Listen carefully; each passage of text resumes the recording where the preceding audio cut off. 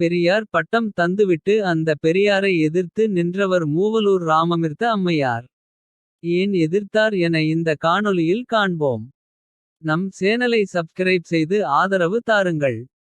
உங்கள் ஆதரவு இருந்தால் இன்னும் நிறைய விரிவாக ஆராய்ந்து எழுதலாம். பேசலாம். இனி காணொளி. இந்த நாளில் தான் நவம்பர் 13 1938 ஈ.வே. ராமசாமிக்கு பெரியார் பட்டம் கொடுக்கப்பட்டதென ஒரு தகவலை விடுதலை தெரிவிக்கிறது. அது தொடர்பாக நவம்பர் 12 2022 நாள் ஞாயிறு மலரில் விடுதலையில் ஒரு கட்டுரை. பெரியார் பட்டமும் தமிழ்நாடு பெண்கள் எழுச்சியும் என்கிற தலைப்பில் ஓவியா எழுதியுள்ளார். அதில் கலந்து கொண்டோர் ஈ.வே. ராமசாமிக்கு பெரியார் பட்டம் கொடுத்தோர் என சில பெண்களின் பெயரை வெளியிட்டிருந்தார்கள். நீலாம்பிகை, தாமரைக்கண்ணி, நாராயணி, தர்மாம்பாள், மூவலூர் இராமிர்த அம்மையார், மீனாம்பாள், மலர்முகத்தைம்மை, பார்வதி, கலைமகளம்மை என்பன அவை. ஈ.வே. ராமசாமிக்கு பெரியார் பட்டம் கொடுத்ததாக சொல்லப்படும் பெண்களில் மூவலூர் ராமிர்த அம்மையாரைத் தவிர இன்றைக்கு யார் பெயரும் யாருக்கும் தெரியாது. அந்த பெண்களுக்கென்று தனியான வரலாறு என எதுவும் இல்லை. காரணம், மூவலூர் ராமிர்த அம்மையாரை தவிர மற்ற பெண்கள் எல்லாம் ஈ.வே. ராமசாமியின் புத்தியில் சிந்தித்தார்களே தவிர சொந்த புத்தியில் சிந்திக்கவில்லை. ஈ.வே. ராமசாமியின் முன்னுக்குப்பின் முரணாய் பேசியதையெல்லாம் அப்படியே கேட்டுக் கிடந்தார்கள். மூவலூர் ராமாமிர்தம் அம்மையார் மாத்திரமே ஈ.வே. ராமசாமி தான் கூறியதிலிருந்து மாறுபட்டு புத்தி கெட்டு தடம் மாறியபோது அதைச் சாடினார்.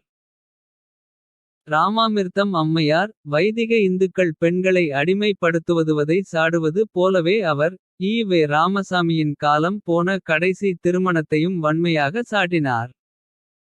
வைதிக கலியாணத்தில் வயதுக்கிரமங்களை தக்க பருவங்களை முக்கியமாய் கவனிப்பதில்லை. 50-60 வயதான ஆண் கிழத்துக்கு 10-12 வயது பெண் குழந்தையை பிடித்து தாலி கட்டி விடுகிறார்கள். கலியாண விஷயத்தில் ஆண்களுக்கு கிழம் என்பதே இல்லையாம். இந்த விஷயத்திலும் சுயமரியாதை கலியாணம் தக்க சரிசமமான வயது பொருத்தம் பார்த்தே செய்யப்படும். குடியரசு அக்டோபர் 7 1934. மேற்கண்டவாறு கூறிய ஈ.வே. ராமசாமி கொஞ்சம் கூட புத்தியில்லாமல் தான் சொன்னதிலிருந்து முற்றிலும் மாறுபட்டு மணியம்மையை மணந்த பொருந்தா திருமணத்தை பெண்ணடிமைதனமாகவே பார்த்தார் மூவலூர் ராமமிர்த அம்மையார். மதவாதிகளுக்கொரு நீதி, திராவிட அமைப்பு பேர்வழிகளுக்கு ஒரு நீதி என்கிற மகா அயோக்கியதனமான திராவிட கொள்கையை கண்டித்தார் மூவலூர் ராமாமிர்தம் அம்மையார்.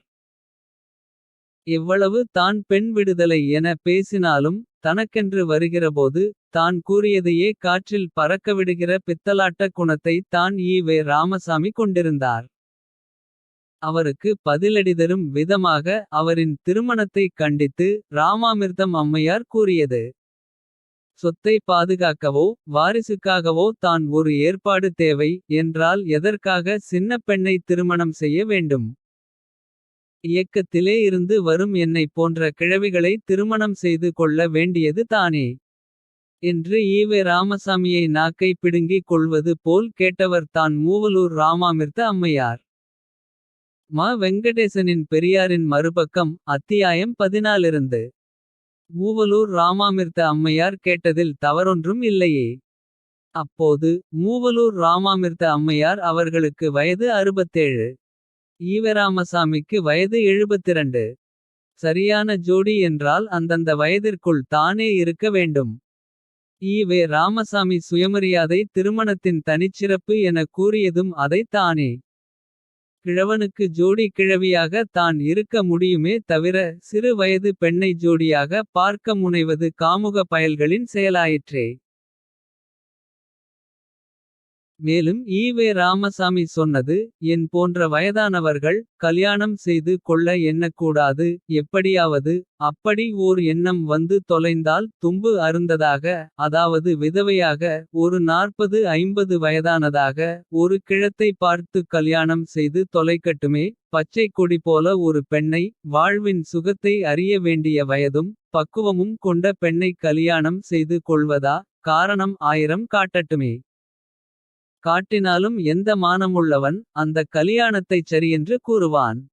யாருக்குச் சம்மதம் வரும் என்றும் பேசிய ஈவே ராமசாமி தான். தன் அறிவுரை ஊருக்கு தானே ஒழிய தனக்கில்லை என்பது போல 14 வருடங்கள் கழித்து. தன் தேவைக்காக தான் சொன்னதையே ஊதித்தள்ளி விட்டு. 45 வயது வித்தியாசத்தில் மணியம்மையை மணந்து. கலியாண விஷயத்தில் ஈவே ராமசாமிக்கு கிழம் என்பதே கிடையாதாம் என்று நிரூபித்தார்.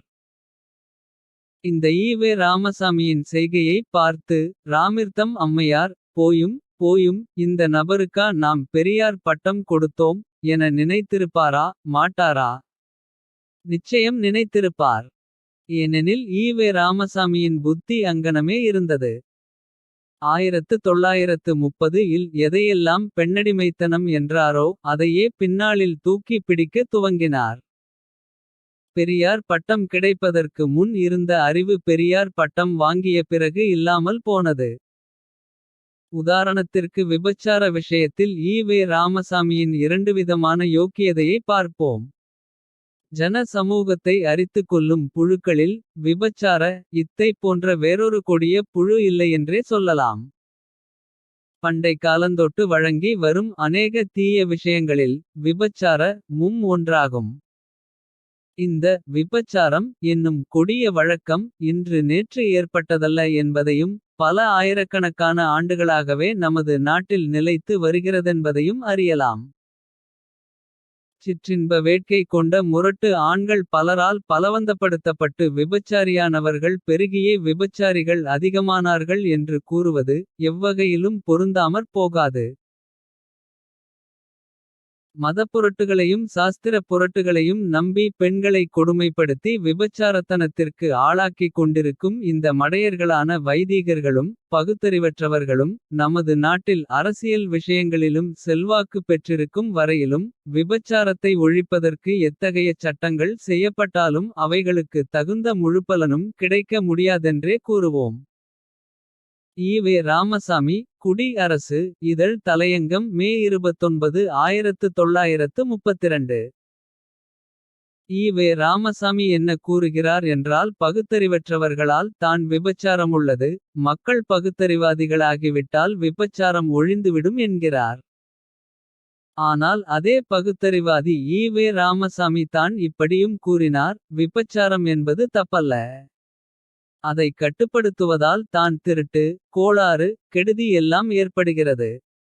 முன் காலத்தில் போதிய வைத்திய வசதி இல்லாததால் மேக வியாதி என்றெல்லாம் சொல்லிக் கொண்டிருந்தார்கள். இப்போது வைத்திய வசதி வளர்ந்து விட்டது. மனித இயற்கை இன்பத்தை சந்தோஷத்தில் ஒன்றை அடக்குவது அடிமைத் தன்மைதான் என்பதே எனது கருத்து. என திருவாய் மலர்ந்தார். தந்தை பெரியார் 95ஆம் ஆண்டு பிறந்த நாள் மலர். 1973. 1932 இல் கொடிய புழுவாக தெரிந்த ஒன்று. 1972 இல் எப்படி ஏற்க தகுந்ததாக மாறியது. ஈவே ராமசாமியின் மாற்றத்தை மானமும் அறிவுமுள்ளவனும் ஏற்பானா.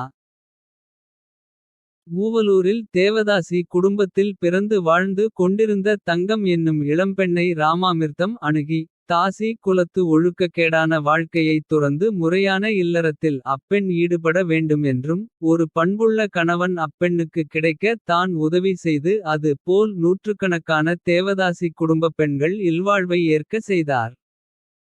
அத்தகைய ராமாமிர்தம் அம்மையார் ஈவே ராமசாமியின் விபச்சார ஆதரவு பேச்சை கேட்டு காரி துப்பி இருக்க மாட்டார். ஈவே ராமசாமி விபச்சாரத்தை ஆதரித்ததன் மூலம். தேவதாசி முறையை ஆதரித்த சத்தியமூர்த்தியின் ஜெராக்ஸ் காப்பி தான் என ஈவே ராமசாமி நிரூபித்துவிடவில்லையா. மேற்கண்ட ஈவே ராமசாமியின் விபச்சார ஆதரவு பேச்சை கேட்கிறபோது. பகுத்தறிவுக்கும் விபச்சாரத்திற்கும் சம்பந்தமில்லை. உடம்பு கொழுப்பெடுத்தவனுக்கும் விபச்சாரத்திற்கும் தான் சம்பந்தமுள்ளது என்பது புரியும். இல்லையென்றால் பகுத்தறிவாதி ஈவே ராமசாமியிடமிருந்து அப்படியொரு அருள்வாக்கு வந்திருக்குமா. விபச்சாரத்தை ஆதரிப்பவர்களை மடையர் என்றார். கடைசியில் அவரே மடையராகி போனாரே. பெரியார் பட்டம் வாங்குவதற்கு முன் இருந்த ஈவே ராமசாமி. பெரியார் பட்டம் வாங்கிய பிறகு மரித்தே போனார். நான் சொன்னதை அப்படியே நம்பிவிடாதே என்ற ஈவே ராமசாமி தான். நான் சொன்னதை கண்ணை மூடிக்கொண்டு கேள். உன் அறிவை மனசாட்சியை மூட்டைக்கட்டி வை. என கூறுமளவு பெரியாராய் உருத்தெரியாமல் மாறிப் போனார். மேலும் நவம்பர் 13 1932 இல் ஈவே ராமசாமி குடியரசில் எழுதியது. இயக்கத் தோழர்களும் இயக்க அபிமான தோழர்களும் இனி ஒருவருக்கொருவர் அழைத்துக் கொள்ளுவதிலும். பெயருக்கு முன்னால் பின்னால் மரியாதை வார்த்தை சேர்ப்பது என்பதிலும் ஒரே மாதிரியாக. தோழர் என்கின்ற பதத்தையே உபயோகிக்க வேண்டும் என்றும். மகா ஸ்ரீ கணம் திருவாளர் திரு தலைவர் பெரியார் திருமதி ஸ்ரீஜத் என்பது போன்ற வார்த்தைகள் சேர்த்து பேசவோ எழுதவோ கூடாது என்று வணக்கமாய் வேண்டிக் கொள்ளுகிறேன்.